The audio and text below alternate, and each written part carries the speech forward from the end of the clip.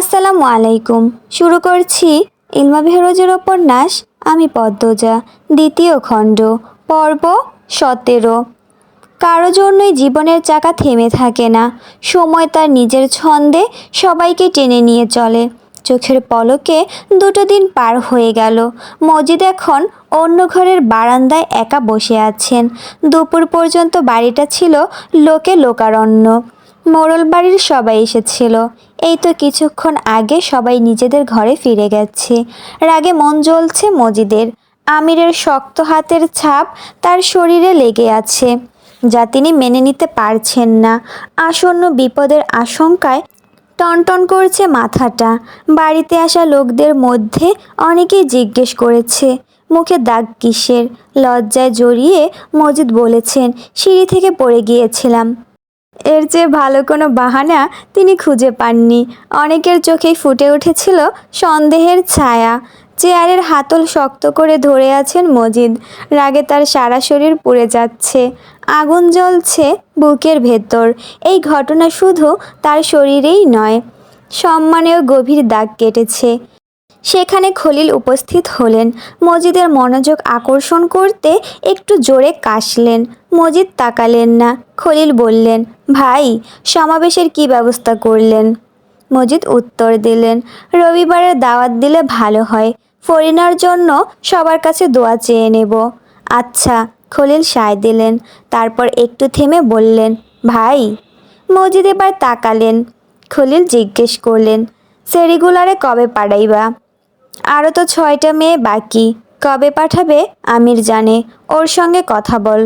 মুখ ঝামটা মেরে খলিল বললেন, আপনার স্যারার লগে আমি কথা কইতে পারতাম না। তীক্ষ্ণ দৃষ্টিতে ভাইকে দেখলেন মজিদ। প্রশ্ন করলেন, রিদওয়ান কোথায়? বাজারে। ঠিক আছে, এখন একটু একা থাকতে চাই। খলিল চলে গেলেন। মজিদ এক হাতে কপাল চেপে ধরে ভাবতে লাগলেন, আমিরের মনে কি চলছে, কেন তার চোখের দৃষ্টি দুরকম। এভাবে চলতে থাকলে তো হাওলা তার বংশে দুর্যোগ নেমে আসবে। পদ্মজা তার কোমল দেহে জড়িয়েছে একটা মখমলের মতো নরম শাল।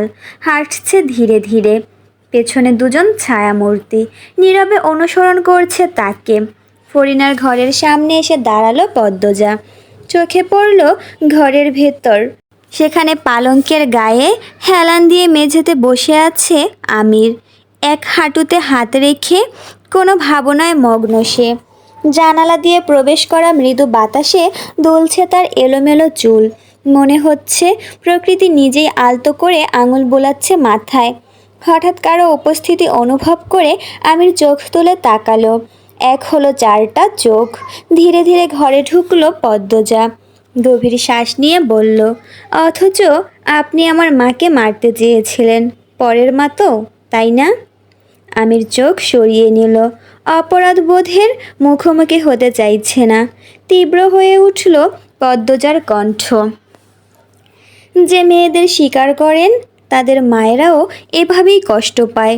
বড় আশ্চর্য লাগছে দেখে আপনি আম্মার জন্য কষ্ট পাচ্ছেন। আমির একটু বিরক্ত হয়ে জিজ্ঞেস করলো, কথা শোনাতে এসেছো? পদ্মজার ঠোঁটে ফুটে উঠল বিদ্রূপের হাসি। যখন আম্মা দিনের পর দিন যন্ত্রণা সহ্য করছিলেন তখন কোথায় ছিলেন? কেন তাকে শান্তি দেননি? ছেলে হিসেবে কি করেছেন? শুধু কষ্টই দিয়েছেন। নিজেকে সামলানোর চেষ্টা করে বলল আমির, আম্মা তো আগে আমার সম্পর্কে কিছুই জানতেন না। কষ্ট পাবেন কেন? আগে জানতেন না, তাহলে কবে জেনেছেন? পদ্মজার প্রশ্নে কৌতূহল। অনেকক্ষণ চুপ থেকে আমির ধীরে ধীরে বলল, যেদিন বাড়িতে এসেছিলাম সেই রাতে। পদ্মজার কপালে চিন্তার রেখা ফুটে উঠল। সে জিজ্ঞাসু দৃষ্টিতে আমিরের দিকে তাকিয়ে বলল, সেদিন মানে? যেদিন আম্মা আমাদের ওই বাড়ি থেকে নিয়ে আসতে গিয়েছিলেন। আমির মাথা নেড়ে সংক্ষিপ্ত উত্তর দিল, হ্যাঁ। কিভাবে জানলেন? আমিরের চোখে মুখে বিরক্তির ছাপ ফুটে উঠল। সে একটু ঝাঁঝালো স্বরে বলল, এত প্রশ্ন করছো কেন? আমি জানতে চাই। পদ্মজার কণ্ঠে জেদ। আমির একটু হতাশ ভঙ্গিতে বলল, জেনে কি হবে? আম্মা আমাকে সেদিন কম চড় মারেনি। নীরবে সহ্য করেছি, কিছু বলিনি। তাহলে আমি কিভাবে কষ্ট দিলাম? পদ্মজা প্রশ্নের উত্তর না দিয়ে নতুন এক প্রশ্ন ছুড়ে দিল। আপনি এই পাপের সঙ্গে জড়িত, সেটা আম্মা এতদিনও বোঝেননি কেন? কিভাবে লুকিয়ে রাখলেন? হঠাৎ অস্থির হয়ে উঠল আমির। দাঁড়িয়ে পালঙ্কে লাথি মেরে মিটিয়ে নিল মনের সমস্ত ক্ষোভ। তারপর দ্রুত পায়ে বেরিয়ে গেল ঘর থেকে। রাগ হলো পদ্মজার। বাইরের জগৎ থেকে নিজেকে বিচ্ছিন্ন করতে দ্রুত পায়ে নিজের ঘরে ফিরে দরজা বন্ধ করে দিল। তারপর একটু ইতস্তত করে আলমারি খুলে সেখান থেকে একটা ছুরি বের করলো। আমির সতর্কতার সঙ্গে ঘর থেকে সব ছুরি সরিয়ে নেওয়ার পর পদ্মজা চালাকি করে মজিদের ঘর থেকে দুটো ছুরি এনে আলমারিতে লুকিয়ে রেখেছিল। তারই একটা কোমরের ভাঁজে লুকিয়ে রেখে আলমারির দরজা বন্ধ করতে যাচ্ছিল। হঠাৎ একটা চিঠি পড়ল মেঝেতে। পদ্মজা তৎক্ষণাৎ চিঠিটি কুড়িয়ে নিল। পূর্ণা সকালে এই চিঠি দিয়েছিল। আলমগীর মোড়ল বাড়িতে পদ্মজার নামে এই চিঠি পাঠিয়েছে। খামের ওপর স্পষ্ট অক্ষরে লেখা, পদ্মজা ছাড়া অন্য কারো চিঠি পড়া নিষেধ। তাই পূর্ণা বা প্রেমা কেউই চিঠিটা খুলে পড়েনি।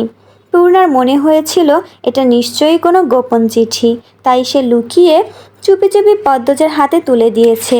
পদ্মজা এখনও চিঠিটা পড়েনি, সে রেখে দিয়েছিল। মনে মনে ভেবেছিল উপযুক্ত সময়ে পড়বে। এখন হয়তো সেই সময় এসেছে। চিঠিটা হাতে নিয়ে কিছুক্ষণ স্থির হয়ে দাঁড়িয়ে রইল। নিজের মনের সঙ্গে যুদ্ধ করছে। এখন পড়বে না আরও অপেক্ষা করবে? কেউ এসে ডাকবে না তো? তৃতীয় তলার একটা নির্জন ঘরে আশ্রয় নিল আমির। তার মনের ভেতর ঝড় বইছে। নিজেকে মনে হচ্ছে অনিয়ন্ত্রিত নৌকা। থরথর করে কাঁপছে হাত। যখনই সে নিজের সত্তার লাগাম হারায় তখন তার অঙ্গ প্রত্যঙ্গ এভাবেই বিদ্রোহ করে ওঠে। আমির জানালার বাইরে কিছুক্ষণ তাকিয়ে রইল। তারপর হঠাৎ হঠাৎ কোনো অদৃশ্য শক্তির তাড়নায় দেয়ালে নিজের কপাল দিয়ে আঘাত করল সে, পরপর 3বার। তৃতীয় আঘাতের পর কপাল থেকে বইতে লাগলো রক্তের ধারা। ক্ষুদ্র তারার মতো সংকুচিত হয়ে গেল চোখ দুটি। শরীর অসাড় হয়ে পড়ল। তবুও জ্ঞান হারালো না সে। দুর্বল ও রক্তাক্ত অবস্থায় মেঝেতে পড়ে রইল ভাঙা পুতুলের মতো। মৃদুল মোড়ল বাড়ির সামনে দাঁড়িয়ে আছে। আজ তার বাড়ি ফেরার কথা ছিল, কিন্তু মন টানছে অন্যদিকে। অতিথি হিসেবে 1 মাস কেটে গেছে এই গ্রামে। ছেলেবেলায় 4 মাস হাওলাদার বাড়িতে ছিল, কিন্তু এবারের ব্যাপারটা অন্যরকম। পূর্ণার জন্যই এতদিন থাকা। জ্যোৎস্নারাতের স্বপ্ন ছিল মনে। ফরিনার মৃত্যু সব কিছু পাল্টে দিয়েছে। আগামীকাল ফেরার আগে শেষবারের মতো পূর্ণার সঙ্গে দেখা করতে এসেছে সে। হঠাৎ নূপুরের মৃদু ঝংকার ভেসে এলো বাতাসে। মৃদুলের হৃদয় দ্রুত স্পন্দিত হলো। সোজা হয়ে দাঁড়ালো সে। চোখের ক্যানভাসে ফুটে উঠল পূর্ণার অপরূপ ছবি। 1 পা এগিয়ে গিয়ে প্রশ্ন করল, ভালো আছো? ভালো। আপনি কেমন আছেন? ভালাই, মৃদুল জবাব দিল। তারপর যোগ করল, প্রান্তর কি খবর? কুড়াল বানাচ্ছে, ওর কামই এমন। মৃদুলের কথায় মৃদু কৌতুক। পূর্ণার হাসিতে ফুল ফুটল যেন। মৃদুল প্রস্তাব দিল, চলো নদীর দিকে হাঁটি। মাদিনী নদীর তীরে এসে দাঁড়ালো দুজন। তাদের মাঝে 2 হাতের দূরত্ব। মৃদুল হাতে তুলে নিল একটা ছোট পাথর, ছুঁড়ে দিল নদীর বুকে। পাথরটি নদীর জলে 3বার লাফিয়ে উঠল ব্যাঙের মতো। তারপর ডুবে গেল গভীরে। আমিও পারি। পূর্ণার কণ্ঠে মৃদু প্রতিযোগিতার সুর। সে নিজেকে প্রমাণ করতে চায়। মৃদুল তার হাতে তুলে দিল আরেকটি পাথর। আগে কইরা দেখাও। পূর্ণা করে দেখালো। তারপর মৃদু হেসে বলল, আমি চাপা মারি না। জবাবে শুধু হাসল মৃদুল। সে কিছু একটা বলতে চায়। বুঝতে পেরে শোনার জন্য অপেক্ষা করতে লাগলো পূর্ণা, যেন সে বৃষ্টির অপেক্ষায় থাকা তৃষ্ণার্ত ভূমি। মৃদুল ঘুরে দাঁড়ালো পূর্ণার দিকে, যেভাবে সূর্য ঘুরে দাঁড়ায় সূর্যমুখীর দিকে। 2 পা এগিয়ে এসে পূর্ণার 2 হাত ধরল সে। সেই স্পর্শে পূর্ণা পৌঁছে গেল অন্য জগতে, যেখানে শুধু ভালোবাসার অনন্ত বিস্তার। সেখানে না আছে সময়, না আছে সীমা, শুধু আছে 2টি হৃদয়ের নিঃশব্দ সংলাপ, যা কোনো ভাষায় প্রকাশ করা যায় না। রাইতে বাড়ির যাইতেছি, মৃদুল ধীর কণ্ঠে জানালো। এই কথা শুনে পূর্ণার মুখে বিষাদের ছায়া নেমে এলো। সে জিজ্ঞেস করলো, রাতেই কেন? রাইতে ওইদিকে হাওলাদার বাড়ির একটা ট্রলার যাইব, তাই রাইতেই চইলা যাব ভাবতেছি। পূর্ণার কণ্ঠে বেদনা ঝরে পড়ল। ওহ, মন খারাপ কইরো না, তাড়াতাড়ি আইসা পড়ব। চোখে জল এসে গেল পূর্ণার। মৃদুলের চলে যাওয়ার কথা শুনলেই তার বুক ফেটে কান্না আসে। মৃদুলের চোখের দিকে তাকিয়ে অভিযোগের সুরে সে বলল, কেন আপনি এত দূরের মানুষ? পূর্ণার কাতর কণ্ঠস্বর নাড়া দিল মৃদুলের হৃদয়কে। সে মৃদু হেসে পূর্ণার হাত দুটি শক্ত করে ধরে বলল, আম্মা আব্বারে নিয়ে আসবো। বিস্ময়ে চোখ তুলে তাকালো পূর্ণা। তাকে আরও অবাক করে দিয়ে মৃদুল বলল, তোমার আপাই কইছে আম্মা আব্বারে নিয়ে আইতে। থমকে গেল পূর্ণার হৃৎপিণ্ড। দুই হাতে মুখ ঢেকে বলল, কি বলছেন এসব? তাকে সামলে নেওয়ার সময় দিয়ে মৃদুল জানালো, যা হওয়ার হইছিল তাই হইতাছে। পূর্ণা ঠোঁটে হাসি আর চোখে জল নিয়ে মৃদুলের দিকে তাকিয়ে রইল। তার ইচ্ছে করছে মৃদুলকে জড়িয়ে ধরতে। ভালোবাসার কথা কেউ কাউকে বলেনি, তবুও উভয়ে জানে তারা একে অপরকে কতটা ভালোবাসে, কতটা চায়। সন্ধ্যা হইয়া যাইতেছে, এখন বাড়ি যাও। আমি সন্ধ্যার পরে খাওয়া দাওয়া কইরা রওনা দিব। সাবধানে যাবেন, সাবধানে আসবেন। চোখে চোখ রেখে মাথা নাড়ল মৃদুল। সন্ধ্যার আগমনী লগ্নের নরম আলোয় পূর্ণাকে স্বর্গের অপ্সরী মনে হচ্ছে। তার চোখের পাতার ঘন পল্লবগুলো অশ্রুতে সিক্ত হয়ে আরও গাঢ় কৃষ্ণবর্ণ ধারণ করেছে। মৃদুলের এমন তীব্র দৃষ্টিতে পূর্ণা লজ্জায় রাঙা হয়ে উঠল। সে অস্ফুট স্বরে বলল, কালো মানুষকে এভাবে দেখার কি আছে? তুমি যদি আমার চোখ দিয়ে নিজেরে দেখতা তাহলে বুঝতে পারতা তুমি ঠিক কতটা সুন্দর। কথাগুলো মধুর সুরের মতো পূর্ণার কানে প্রবেশ করলো। তার হৃদয়ের তারগুলো বেজে উঠল আপন ছন্দে। মৃদুলের চোখে পূর্ণা অনন্ত সৌন্দর্যের প্রতিমূর্তি। তার কালো রং গভীর রাতের আকাশ, যার বুকে জ্বলজ্বল করছে তারার মতো মৃদুলের চোখের দীপ্তি। দুজনের চোখের মিলনে তাদের ভালোবাসা একটা সুগন্ধি ফুলের মতো নতুন করে প্রস্ফুটিত হয়।